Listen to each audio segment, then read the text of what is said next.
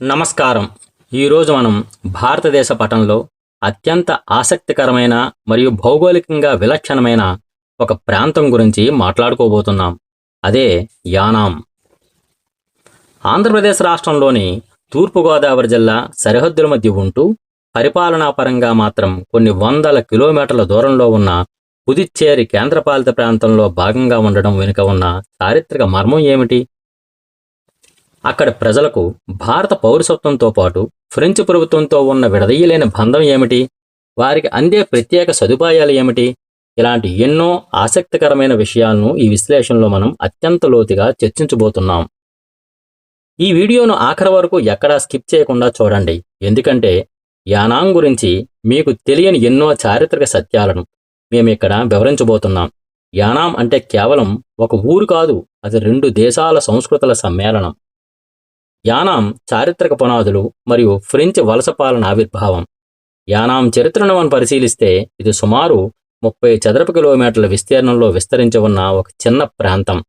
భౌగోళికంగా ఇది ఆంధ్రప్రదేశ్లోని కాకినాడకు సమీపంలో గౌతమి గోదావరి నది ఒడ్డున ఉంది. యానాం అనే పేరు వెనుక ఒక ఆసక్తికరమైన కథ ఉంది.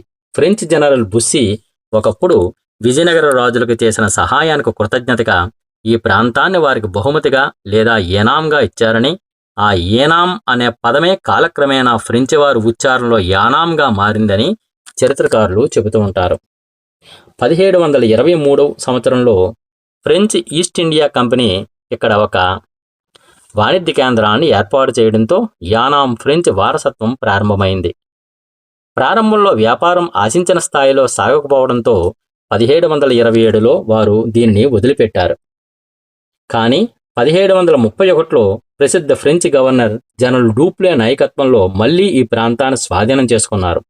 మొఘల్ చక్రవర్తులు మరియు హైదరాబాద్ నిజాంల నుండి పొందిన వివిధ పర్వానాల ద్వారా ఫ్రెంచ్ వారికి ఇక్కడ పూర్తి స్థాయి వాణిజ్య స్వేచ్ఛ లభించింది. బ్రిటిష్ వారితో జరిగిన వరుస యుద్ధాల కారణంగా యానాం 3 సార్లు వారి చేతుల్లోకి వెళ్ళినప్పటికీ చివరికి 1817లో శాశ్వతంగా ఫ్రెంచ్ వారి ఆధీనంలోకి వచ్చింది. సుమారు 2 శతాబ్దాల పాటు ఫ్రెంచ్ పరిపాలనలో ఉండడం వల్ల ఇక్కడ ఒక విలక్షణమైన ఫ్రెలుగు సంస్కృతి ఏర్పడింది. ఇది ఫ్రెంచ్ మరియు తెలుగు భాషల సమ్మేళనం. ఈ గణాంకాలు యానాం ఎంత వేగంగా అభివృద్ధి చెందుతోందో మనకు తెలియజేస్తాయి. ముఖ్యంగా 2001 నుండి 2011 మధ్య జనాభా పెరుగుదల రేటు 77.19% నమోదు కావడం విశేషం. భారత యూనియన్లో విలీనం ఒక సుదీర్ఘ రాజకీయ ప్రక్రియ. 1947లో భారతదేశానికి స్వతంత్రం వచ్చినప్పటికీ ఫ్రెంచ్ స్థావరాలైన పుదుచ్చేరి, కారైకల్, మాహే మరియు యానాంలు వెంటనే భారతదేశంలో విలీనం కాలేదు. దీనికోసం ఒక సుదీర్ఘమైన రాజకీయ మరియు దౌత్యపరమైన పోరాటం జరిగినది. యానాం విముక్తి ఉద్యమంలో దాదాల వంటి నాయకులు కీలక పాత్ర పోషించారు. 1954 జూన్ 13న యానాం విముక్తి పొందింది. అయితే అధికారికంగా పరిపాలనా అధికారాల బదలాయింపు 1954 నవంబర్ 1న జరిగింది.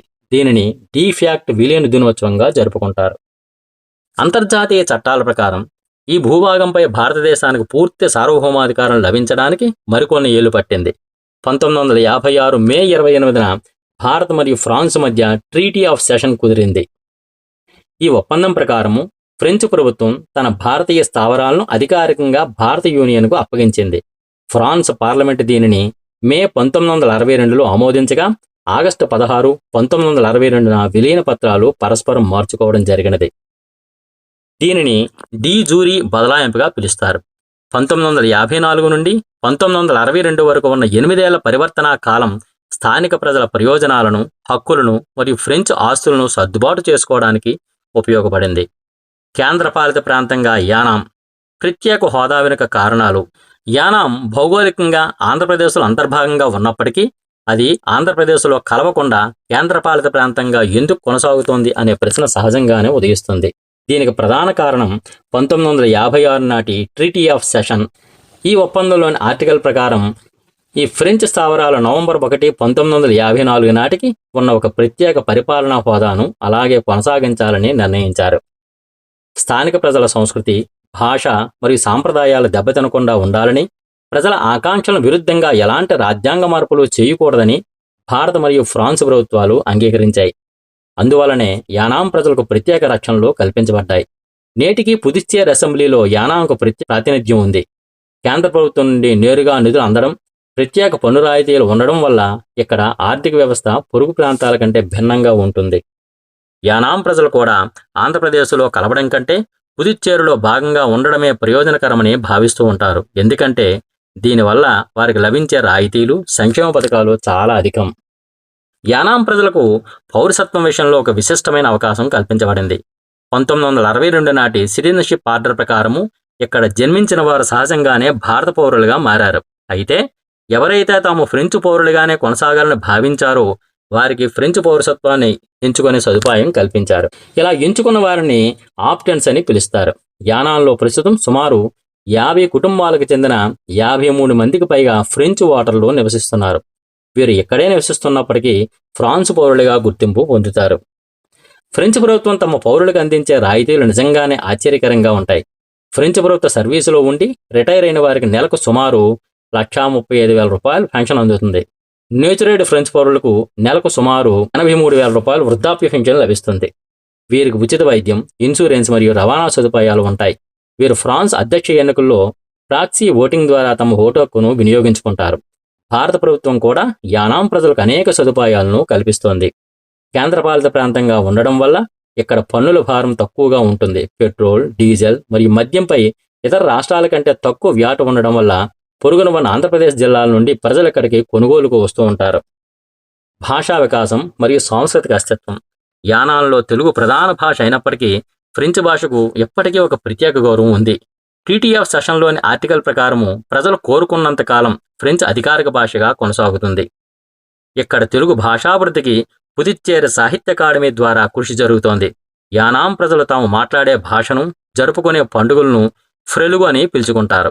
ఇది వారి 2 సంస్కృతుల కలయికకు నిదర్శనం. ప్రతి సంవత్సరం జనవరిలో జరిగే యానాం పీపుల్స్ ఫెస్టివల్ స్థానిక సంస్కృతిని ప్రపంచానికి చాటి చెబుతుంది. ఈ 3 రోజుల వేడుకల్లో భాగంగా పూల ప్రదర్శనలు, సాంస్కృతిక కార్యక్రమాలు మరియు క్రీడా పోటీలు నిర్వహిస్తారు. పౌరసత్వం ఇక్కడ కట్టడాల్లో, వంటకాల్లో కూడా స్పష్టంగా కనిపిస్తుంది. ముఖ్యంగా ఫ్రెంచ్ కాల్వ అనే పురాతన సాగునీటి వ్యవస్థ ఎప్పటికీ వ్యవసాయానికి ఆధారంగా ఉంది. ప్రస్తుత పరిస్థితి మరియు ముగింపు.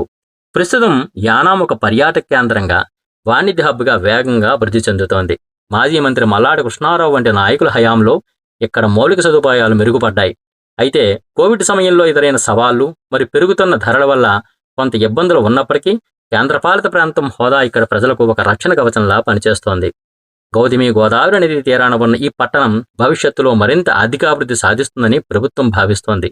2024-25 నాటికి పుదుచ్చేరి జీఎస్డీపీని భారీగా పెంచాలనే లక్ష్యంతో యానాంలో పర్యాటక రంగంపై ప్రత్యేక దృష్టి సారిస్తున్నారు.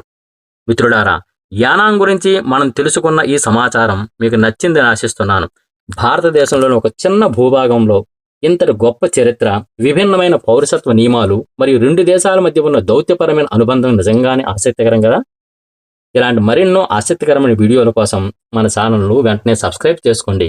ఈ వీడియో మీకు ఉపయోగకరంగా అనిపిస్తే తప్పకుండా లైక్ చేయండి, మరి మీ మిత్రులతో షేర్ చేయండి.